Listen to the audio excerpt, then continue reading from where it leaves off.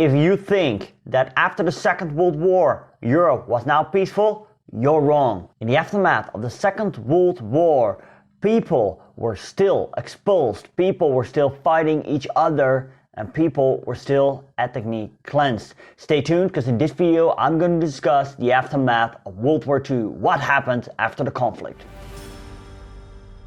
Hey, welcome back. If you're new to the channel, welcome to History Hustle. I'm Stefan, history teacher, hustling history for you. If you like this content, please consider subscribing to join the hustle. Let's go. On the 7th of May 1945, Nazi Germany unconditionally surrendered.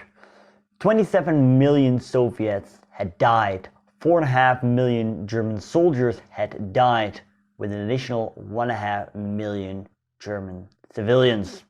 6 million Jews had perished in the Holocaust. In all, 40 million Europeans were left dead. Also, the material damage was enormous. 70,000 Soviet cities and towns were totally destroyed. Most German major cities were destroyed, and other European countries suffered significant damage as well. The biggest immediate problem in post-war Europe was the enormous amount of displaced people. We're talking about tens of millions of people. There were, for example, hundreds and thousands of Germans that fled westward for the Red Army's advance. There were the German POWs that were captured by the Allies and put into internment camps all over Europe. Holocaust survivors that emerged from the Nazi death camps. Countless of POWs that were taken by the Germans in the earlier stages of the war and that were held up in these German prisoner of war camps. The Stalags were now set free. The same goes for many people that were deployed for forced labor in Germany. These people were now set free as well. All those people with all these nationalities from all walks of life, they had one thing in common. They wanted to go home, and they wanted to go home now. Two cousins of my grandmother that were put to work in Germany walked their way home from Germany to the Netherlands. But I also heard from stories of other people's families where people had walked all the way from Poland to the Netherlands. Endless columns of walking people through the devastated landscapes of war-torn Europe were a common sight. Later, railway tracks were repaired and people could be brought home much more quicker. Also, 1,500 airplanes were used for this. But homecoming was not always a pleasant event. Sometimes there was no home to go back to. Homes were destroyed. Or think of many Holocaust survivors who had many family members, if not all family members, killed in the Holocaust. They had nowhere to go back to.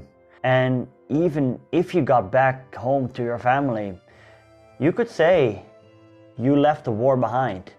But the war also left something behind in you.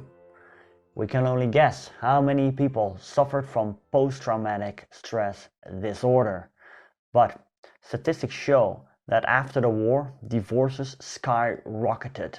So this basically proves that the war left something behind in many people. Many people were out for revenge, as the endless columns of people that marched home through Germany.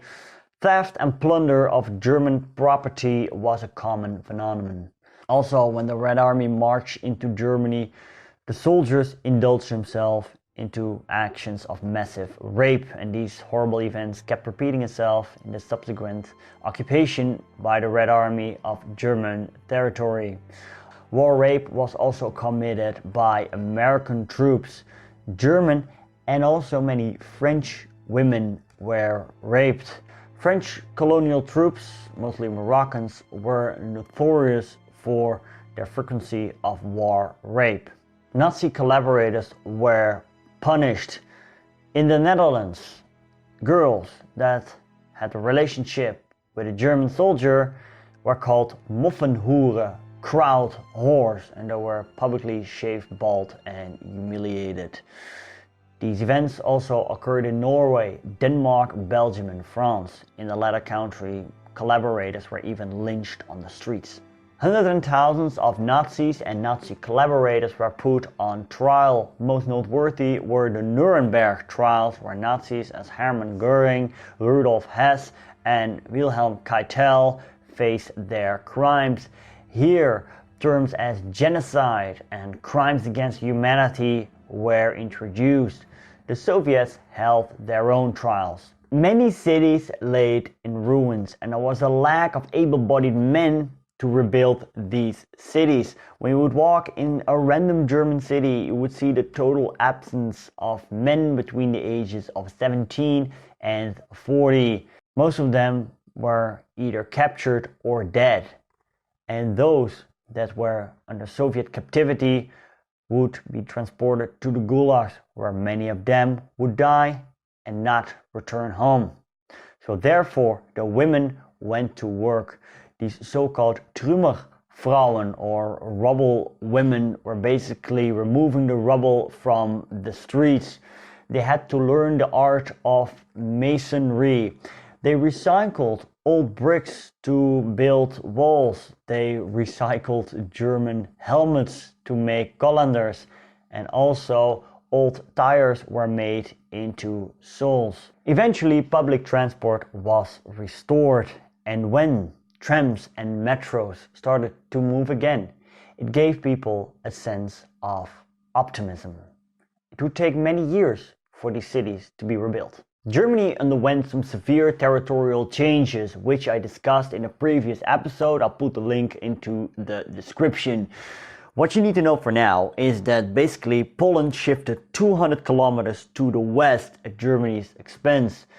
Eastern Prussia was carved up by the Poles and the Soviets. All German people that were living in these former German territories were expelled. They had to leave, and the same goes for many German minorities in other Central and Eastern European countries. If you look at this map, here you see the German-speaking population from before and after the Second World War. Now, these expulsions went sometimes hand in hand with severe atrocities. After the war was over, the Czechoslovak government passed many discriminating laws against Germans. In some occasions, the Germans had to wear swastikas. They were put onto cattle trains and deported to transit camps. There was the Brno Death March, where the Germans were forced to march out of the country. And on some occasions, mass executions of German citizens occurred.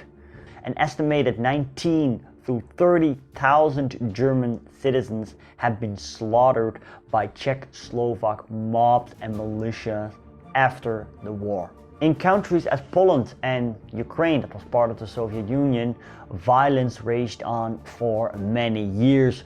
During the war, Ukrainian nationalists committed a genocide on Polish people in the Ukrainian territories. As a reprisal, Polish partisans massacred Ukrainians as well. After the war was over, the Ukrainian nationalists, known as the Ukrainian Insurgent Army, kept fighting off the Soviets for many years. So did Polish partisans, and these actions also occurred in the Baltics. Some of them remained fighting till the 1970s. A very sad event, I must mention, was the Kielce pogrom that happened on the 4th of July 1946. You heard that correctly, a pogrom in Poland.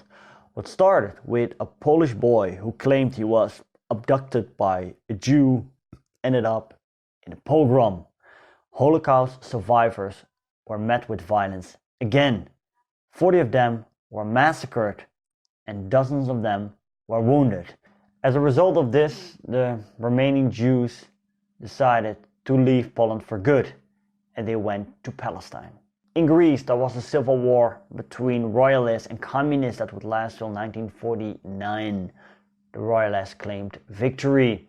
In France and Italy, communist-inspired acts of sabotage and strikes occurred. Some historians argue that France was on the brink of a civil war. The army was brought in to restore order, and in the end the communists were not victorious in these nations. Communists were victorious in Central and Eastern Europe. There, one after another, the communist parties claimed victory in these countries, and these countries would eventually develop into the so-called Eastern Bloc. Stalin needed this as a buffer against the West, and by now the Cold War was into full swing. Now, if you want to know more about how the Cold War exactly originated, you can check out the video that I made about that. I'll put a link up here. Now, if you like this content and you'd like to support me, I invite you to check out my Patreon page, because with your donations I can keep doing this and expand. Do not forget to subscribe. Thanks for watching. See you later.